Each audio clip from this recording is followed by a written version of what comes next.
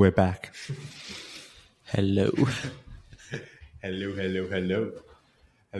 And what are we talking about? We're talking about rehab and capacity, which doesn't sound sexy, but we're going to make it sexy. We're going to make it sexy.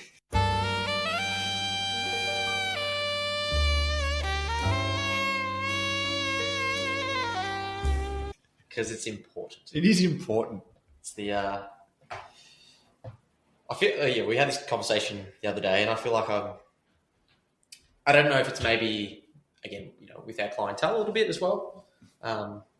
Just we've sort of, obviously for us in terms of what we do, being more specialised, being more customised, with people's needs and everything like that. Rehab is a big part of that. Yep. Being able to facilitate that. But then there's also, I guess, coming off the break, people get back into things.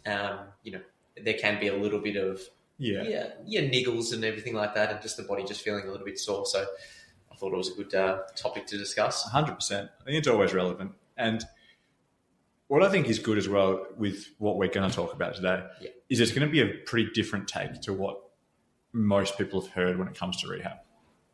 Right? And I think that's what I love. I was like, oh, yeah, this is a good one. Oh, yeah. We'll try not to shit too much on certain physios. Oh, I'm giving you every right to just... I don't make any promises. No, I don't think it's about that per se, actually. Because, we've both been doing this a fair while. So we've seen a lot of rehab models, a lot of rehab trends and things. Yeah. And what I liked about this when you were drawing the graph was, it's just a really simple way to explain to people what progress actually looks like when it comes to rehab. Mm-hmm. Because I think the expectation and the reality, for a lot of people, they do not align. And I think maybe that's down to, the practitioners that they see actually maybe educating people on, well, this is what's likely going to happen. Yeah. And to really burst everyone's bubble at the start of this episode, rehab does not happen in a sense of, hey, over time, you just get, 10% better every day, and then it's perfectly linear, and then it just stops hurting all of a sudden, and it never hurts again. Mm-hmm. I've been doing this for more than 10 years. I can't say I've ever really seen that happen. I've never experienced it personally, and I've never seen that with a client. I think whenever I've been a coach and I've seen that and sort of worked within like an integrated approach where we are rehabbing someone, I'm always like, nah, this can't be right. Like, you're always waiting for something to be like, nah. Ooh, hang on a minute. I'm like, this is too good. Like, the person's responding way too well. Yeah. Which is like, you're like, great, cool, we just keep ticking the boxes. But then you're like, in the back of your mind, I'm always like, no, something's going to happen. As bad as that sounds, but it's like, it's never going to be a linear process. No. And, we're not trying to be doom and gloom. No. What we're trying to say is you have days where it feels good. Yeah. And you have days where it doesn't feel good. Yeah. We need the clip. Sometimes maybe shit. Sometimes maybe good. And, in some ways, it's probably quite similar to when we've spoken about weight loss not being linear progress, right? It's like over time, exactly, the right thing's still going to happen, right? Mm-hmm. So trust the process. It will get better, absolutely. What we are saying, though, is you have days where you go, my knee's feeling fantastic. And then for whatever reason, you wake up a day later and you go, it's this, it's taking a step back. Oh, what have I done? And it could be the most innocuous thing you've done that's flared it up. I don't know how this flared my knee up, but it was like I don't even drive manual. It's my left knee. So it was literally my leg's been sitting there. I drove for a few hours over the weekend and then all of a sudden my knee hurts. What the hell's with that? Yeah. I don't know. It's feeling better now, which is good. But those types of things will always happen. Yeah. And you touched on it. It's so important in terms of, especially initially in the early stages. Yes, you've got to reinsure the client that you're working with, but a big part of it is the education in terms of mapping out, what is it going to look like in the short term, and then knowing that, okay, well, what does progress look like in that rehab timeline?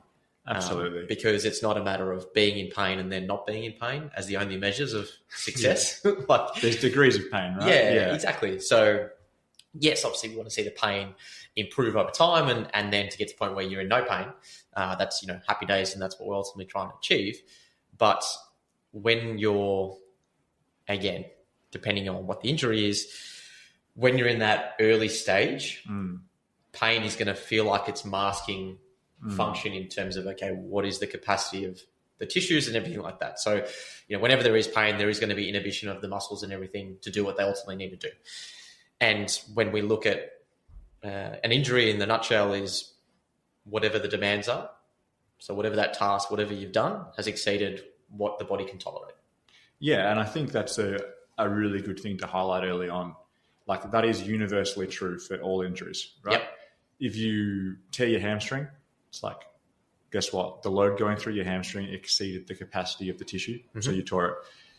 If, you get hit with a cricket bat in the arm and your arm breaks, it's like the load of the cricket bat was greater than the capacity of your forearm, to withstand it, right?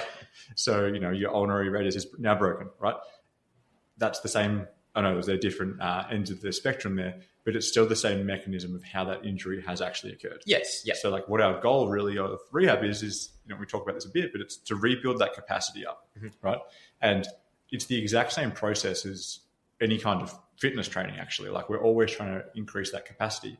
With a rehab setting though, as we often say, the risk is greater and the ceiling is a little bit lower. Yeah. Right? So fitness, yeah, cool. You just do like 10% more a week. It'll typically work. Like, yeah, sure.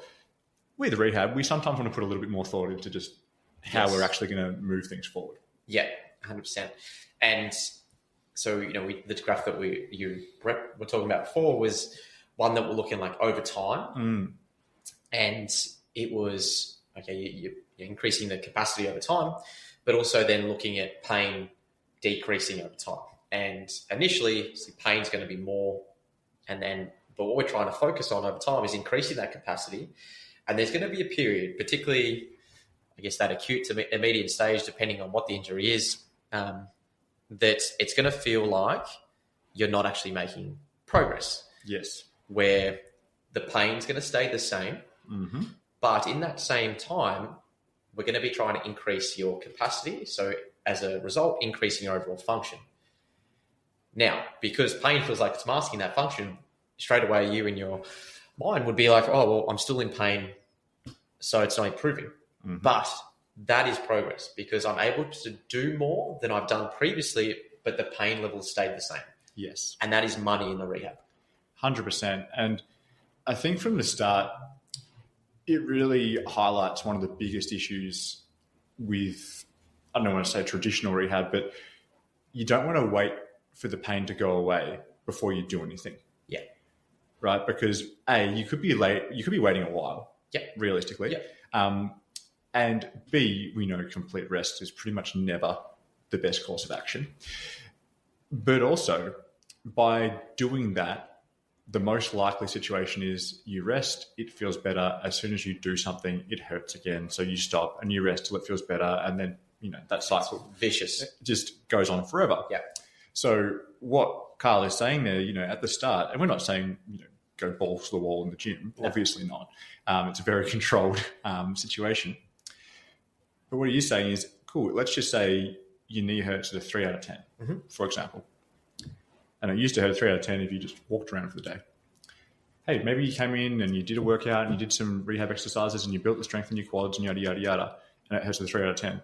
It's like, yeah, it still hurts at a 3 out of 10. You could sit there and go, I've made no progress. It's like, well, hang on a minute. You've actually done twice as much stuff as you've done previously, and it still only hurts at a 3 out of 10. So actually that is progress, right? Because over time, you're going to be able to do more and more and more. And our goal actually, when it comes to short-term rehab, which is somewhat counterintuitive, is not actually to necessarily eliminate the pain, because a lot of the time you can't, unless you just take heaps of painkillers. It's to increase that capacity, as Carl was saying. And then, yes, over time, the pain will also decrease.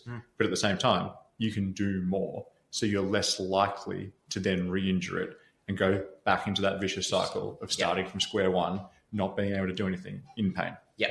And it'll feel like you've just had like a breakthrough moment where all of a sudden pains just significantly feel like it's like, if you said you're rating it at a 3, 4, whatever it might be, and all of a sudden it's like, oh, I've got like no pain now. But it's because of that body of work that you consistently be able to do, and it's the gradual exposure to building that capacity that's actually nudged that along. And I think, it's so important. And like you said, we're not promoting no pain, no gain. No, that's so far away from what we're trying to say here. Let's get that clear. But again, if you wait a period of time and you rest, it's like, yes, obviously we want to respect the initial healing process. Absolutely. But again, rest is not going to be the best thing in the long term, especially once you start to then get a period of like detraining where you're actually detraining the qualities even more. So the floor is lower in terms of where your starting point is. So then you are more prone to the pain and injury and all that sort of stuff as well. Absolutely. And, I guess to really hammer in this point that we're not saying no pain, no gain, like whenever we work with somebody with an injury, we're never pushing through pain, ever, No. under any circumstances. In fact, the first port of call is we're going to change what someone's doing to make sure that they're not in pain. Yeah. Like we're not animals here. We've been to university. But with that in mind, what we are trying to do is keep pain at a tolerable level. And when tolerable, I don't mean like, I can grit my teeth and bear it. No, like to a point where some mild discomfort is kind of the upper echelon of what we really want someone to experience.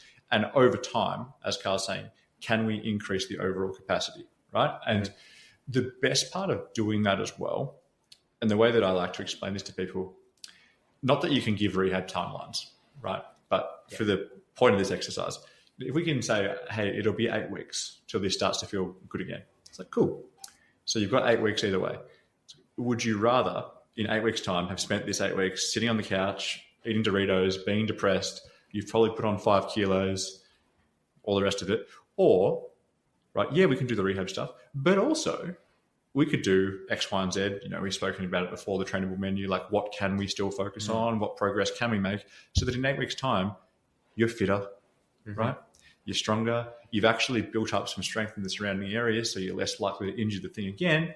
And overall, you go, I've actually been in a good routine the whole time. My mental health is better.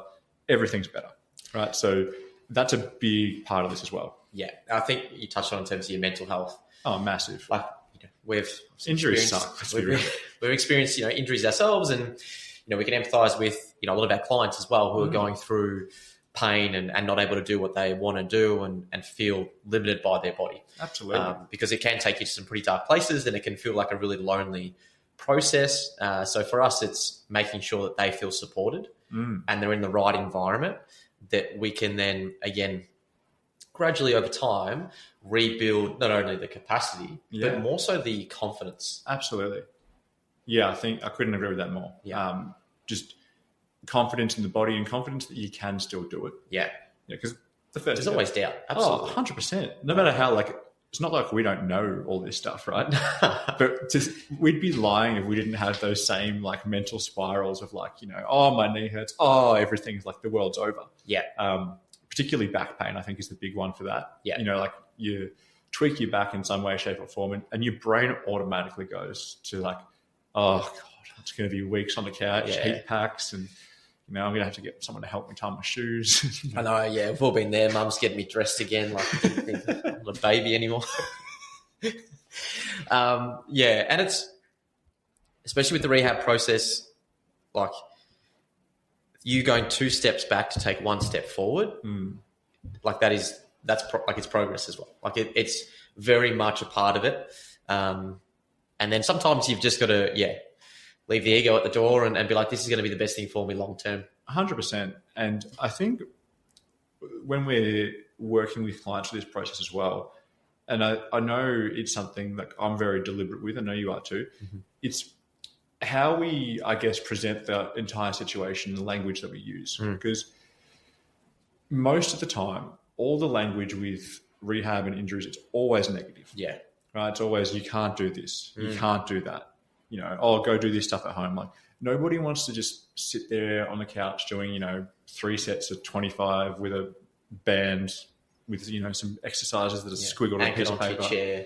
Yeah, just in the dark room. Yeah, so if you're not doing that, don't feel bad. No. Nobody does that. And for us, it's more focusing on what can you do and highlighting that progress.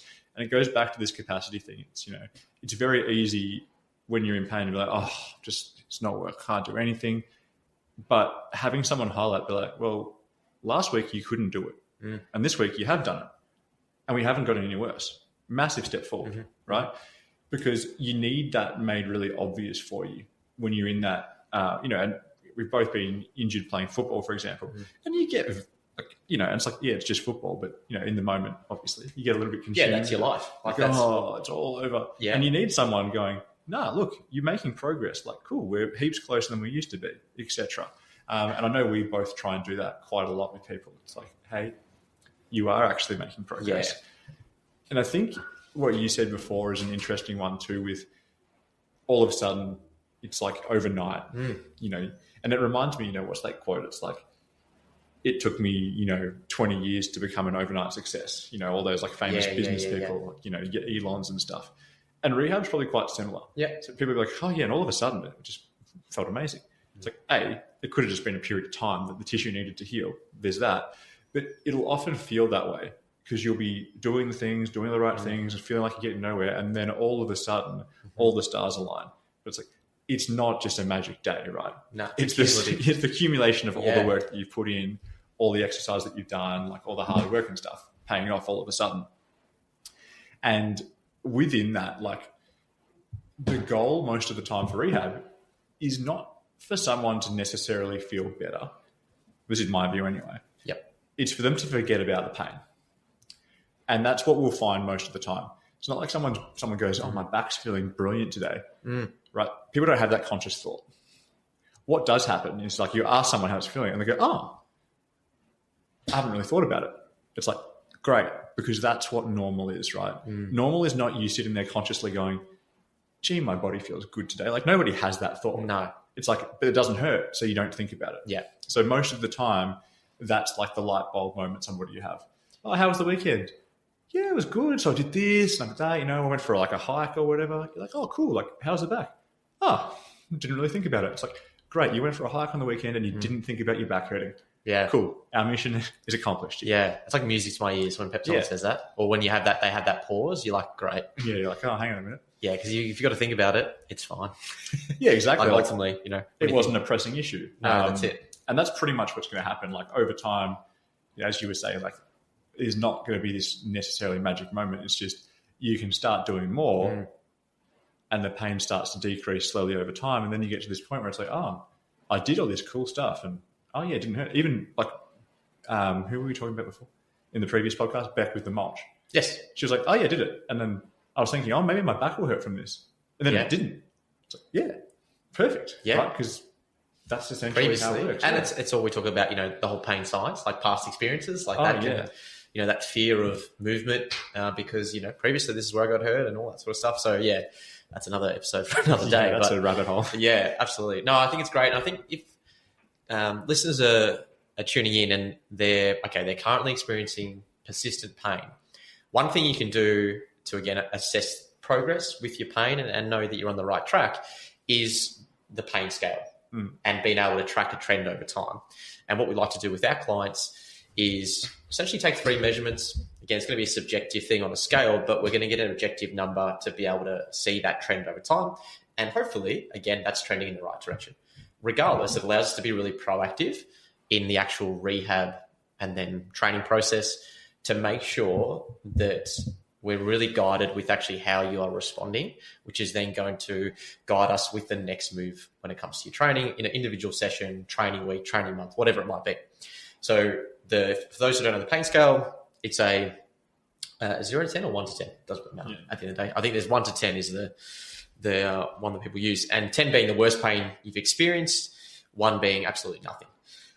We want to try and sit at a 3 to 4. Some people like to push it to a 5. Again, that is going to be what your safe zone is. With this, you're going to take the 3 measurements. So you're going to take during the session, on average, how's it feeling? Could even be after an exercise, whatever that might be. Get a measurement. Then you're going to take straight after the session. So immediately after the session, where is that currently sitting? Depending on what the type of injury is or the pain that you're going through. If it's a tendon, for example, they like blood flow, they like load. So probably going to feel better straight away because of that. And then 24 hours after, this is going to be the one that's going to tell us, okay, did we do too much too soon? Are we on the money when it comes to the training dose that we are currently doing? If that shoots up, so example, like in the session, it feels 3 out of 10, great. After, still a 3. The next day, it's gone to a 7. Okay, it's like, all right, what we're going to do, it doesn't mean we've done any harm. It just means that the next session, we've just got to pull back a little bit. So that might be the total amount of work you do, how long you train for, how heavy the weight is, just pulling back, finding that happy medium, and then again, be guided with how you respond the next 24 hours. Absolutely. Yeah. So I think in like a practical example of that, it's like, okay, you got some knee pain, you go for a jog. During the jog, you're like, yep, how's this feel? No, it's probably about a 3. End of the jog, oh, it's feeling pretty good. It's probably only a 2. Next day, how's it feeling? If it's a 3, 4, 5 even, you go, okay, cool, this is not too bad. Maybe pull back a little bit if it's a 5. But yeah, if it's above that, we're going, all right, cool. I ran 5Ks. Maybe 5Ks was too much. Yeah. Right? Maybe I need to do 3Ks, 4Ks. Maybe I should do some interval stuff rather than running continuously, like heaps of options there. And then you adjust as necessary. And I think the big thing with this as well, with like restoring capacity, especially strength-based exercises, like if you've got, I always use shoulder pain and bench press as a prime example for this one. It's like, we want to establish what that capacity is. And if you go, oh, my shoulder hurts when I do a bench press, right? It's like, does it always hurt? You know, and you've heard me say this before, but it's like, or does it hurt like when it's really heavy? It's like, when I bench press 100 kilos, my shoulders hurt. Okay, cool. If you bench press 50 kilos, does it hurt? No. Okay. Guess what we're going to do? We're going to bench press 50 kilos. We're going to be slow. We're going to be controlled. Cool. Let's monitor that. Does it feel any worse during? Does it feel worse after? Does it feel worse the next day? Great. If not, let's slowly ramp that back up again, right?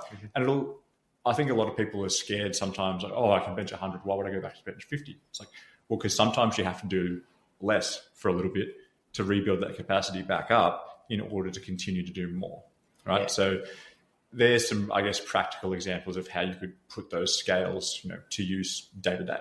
And it's not to say that you're, again, that it's like, oh, well, what's the point of me training? Do you know what I mean? Like, it's like, oh, well, I lifted this previously, so why should I even bother?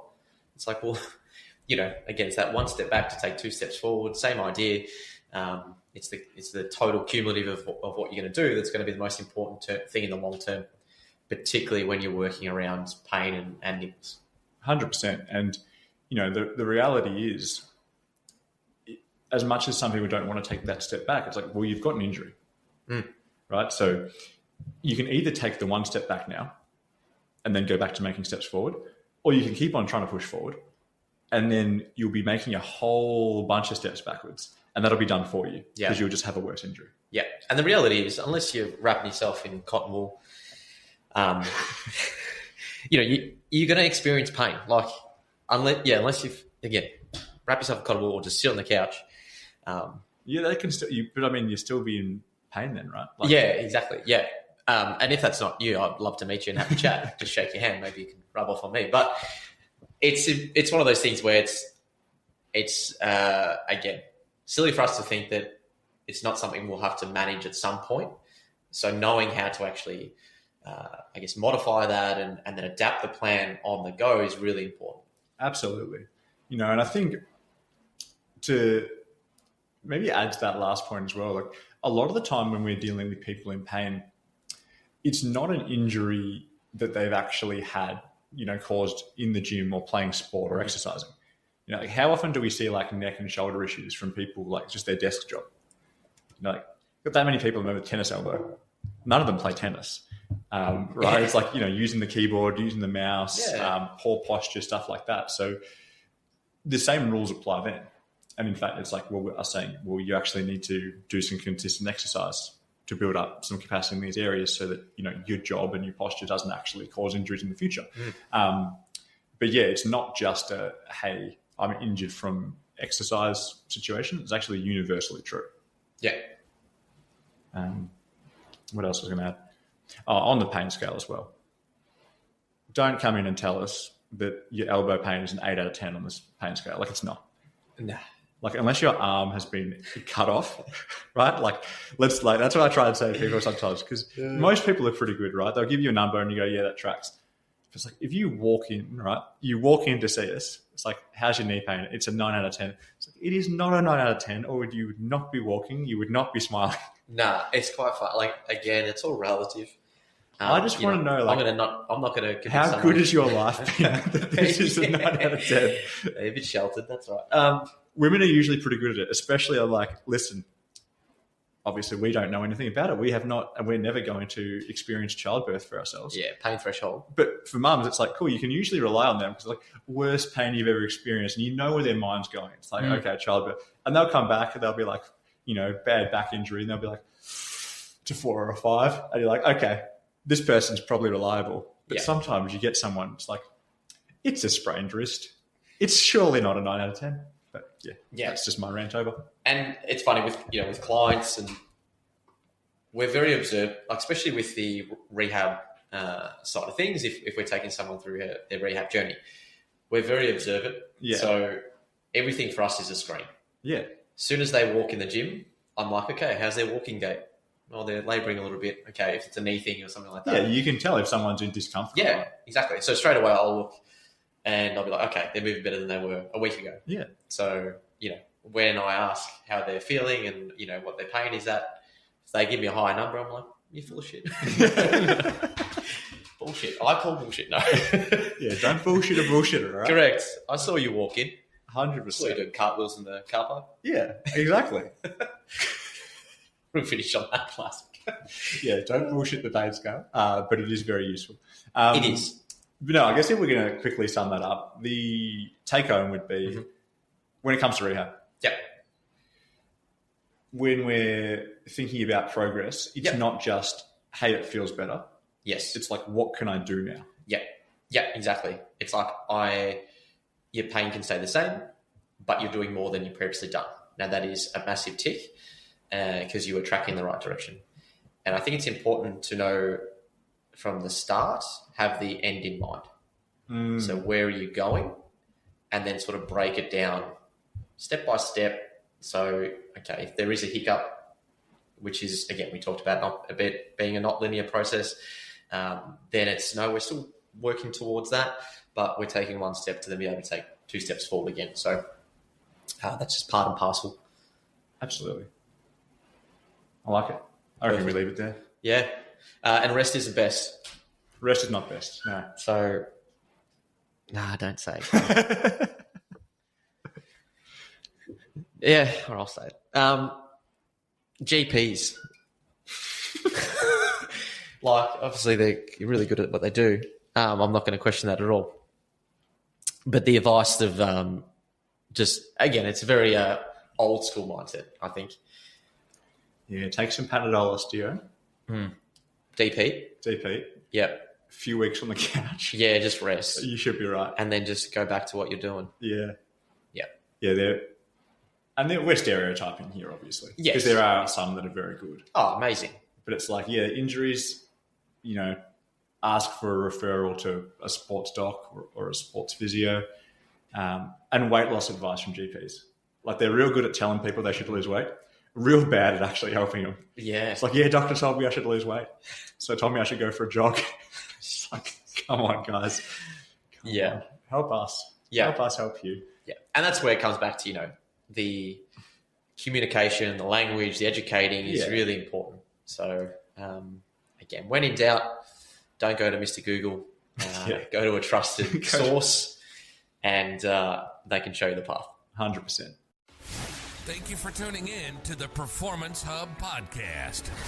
Hope you enjoyed this episode. If you'd like to see more Hub-related material, check us out and follow us on Facebook, The Performance Hub, Instagram, Performance Hub _Melbourne. Until next time, keep pushing the limits of human performance.